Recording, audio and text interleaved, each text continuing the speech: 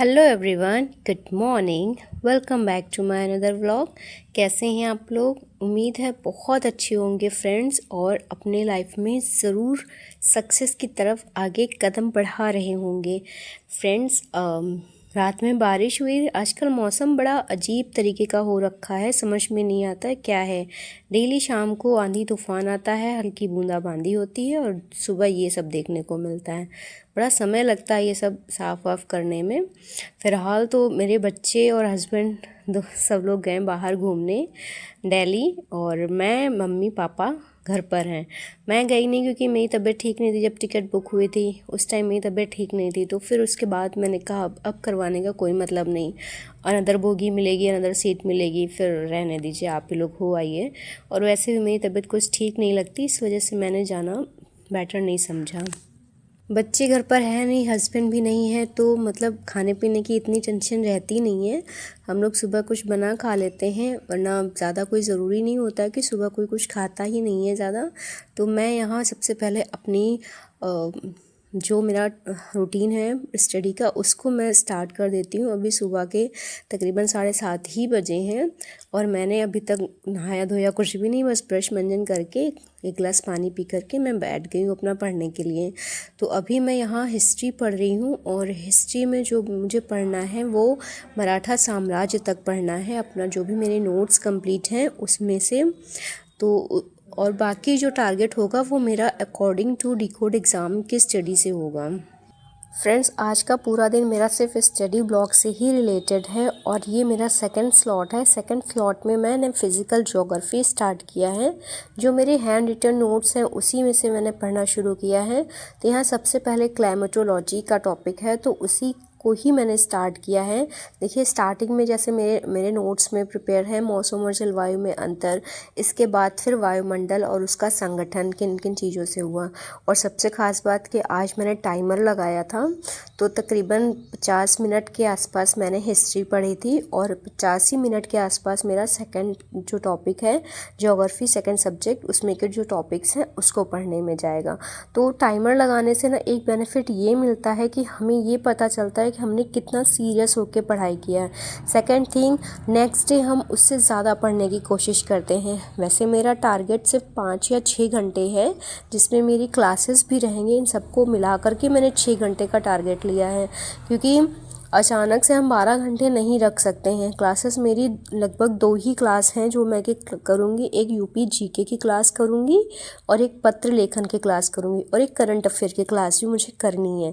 तो 3 क्लासेस हैं, और बाकी जो मैं क्लास करूँगी उसका नोट्स भी प्रिपेयर करूँगी, और उसको उसी दिन रिवाइज़ भी करूँगी, ये रहेगा। और इसके अलावा जो 2 सब्जेक्ट्स मैंने उठाए हैं उनको कंप्लीट करना है, हिस्ट्री और geography, modern history, physical geography. ये बेस्ट कॉम्बिनेशन आई थिंक मुझे लगता है, क्योंकि सबसे ज़्यादा क्वेश्चन इन्हीं जो एरियाज़ हैं इन्हीं में से आते हैं। मॉडर्न हिस्ट्री के क्वेश्चन काफ़ी रहते हैं, और फिज़िकल ज्योग्राफी में मैपिंग के काफ़ी ज़्यादा क्वेश्चन रहते हैं।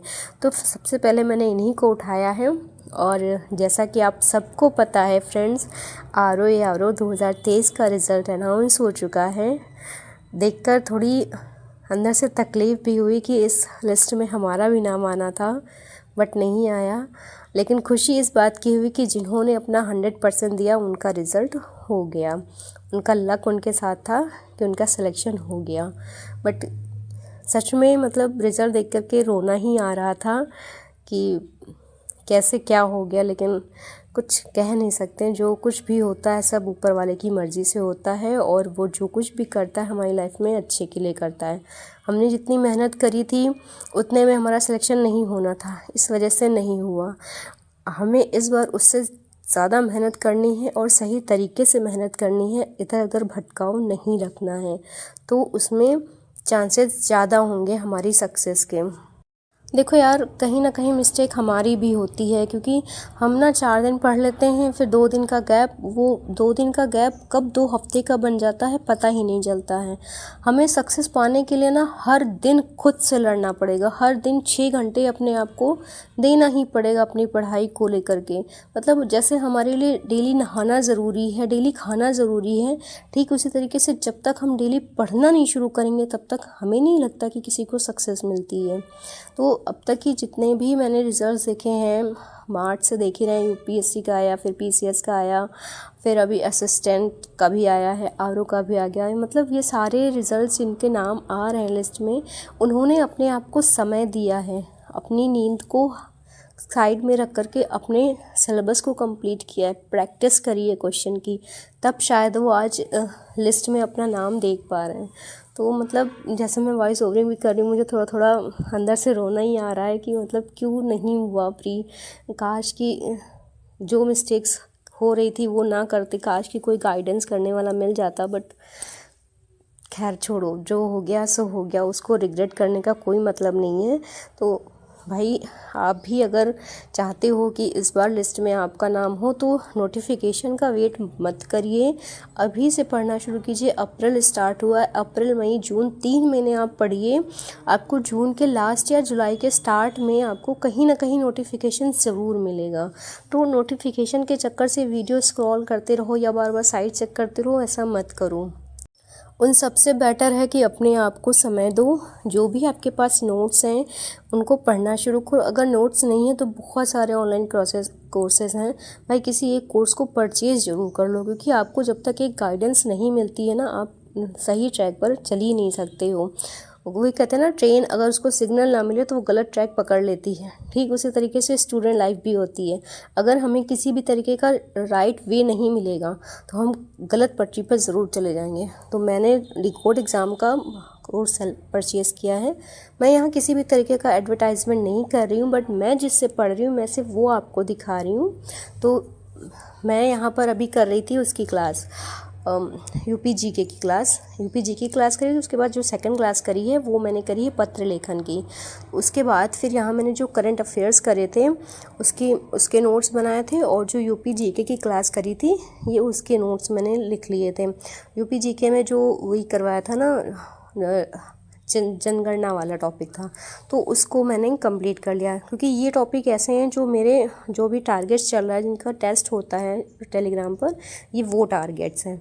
अभी यहाँ शाम का टाइम हो रहा था तो थोड़ा दूध रखा था, मम्मी ने कहा था इसको जला दो, उसके बाद फिर इसकी कुछ बना देंगे जब तक बच्चे आएंगे। लेकिन मौसम अभी भी ख़राब ही है। इस टाइम जब मैं अभी रिवाइज़ कर रही हूँ तो बाहर बहुत तेज़ हवा चल रही है और काफ़ी ज़्यादा मतलब ऐसा लग रहा है बारिश होगी। तो ये मेरा पूरे दिन का शेड्यूल था। मैंने सारा दिन सिर्फ पढ़ाई करी है, बाकी काम मेरे पास कोई था नहीं, तो सारा दिन मेरा पढ़ाई पर गया है। फ्रेंड्स, जो हमने दिन भर में पढ़ा है शाम को उसको एक बार हमें रिवाइज ज़रूर करना चाहिए, क्योंकि तभी हमें अगला टॉपिक समझ में आता है, जो जब हम पिछला कुछ रिकॉल कर पाते हैं। तो फ्रेंड्स, कुछ इस तरीके से मैंने अपना आज का पूरा दिन पढ़ाई पर गुजारा है, क्योंकि बच्चे थे नहीं तो काम कुछ भी नहीं था। लेकिन जब बच्चे आ जाएंगे थोड़ा काम बढ़ जाएगा मेरा, बट हाँ मेरी पढ़ाई नहीं रुकनी चाहिए। अब मैंने ये अपने आप से प्रॉमिस किया है। तो फ्रेंड्स, आज का व्लॉग कैसा लगा प्लीज़ कमेंट करके ज़रूर बताइएगा।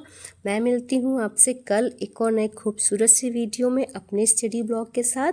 तब तक के लिए बाय बाय, टेक केयर। पढ़ते रहिए, आगे बढ़ते रहिए, और जो कुछ भी हो चुका उसको भूल कर लाइफ आगे स्टार्ट कीजिए। Bye bye.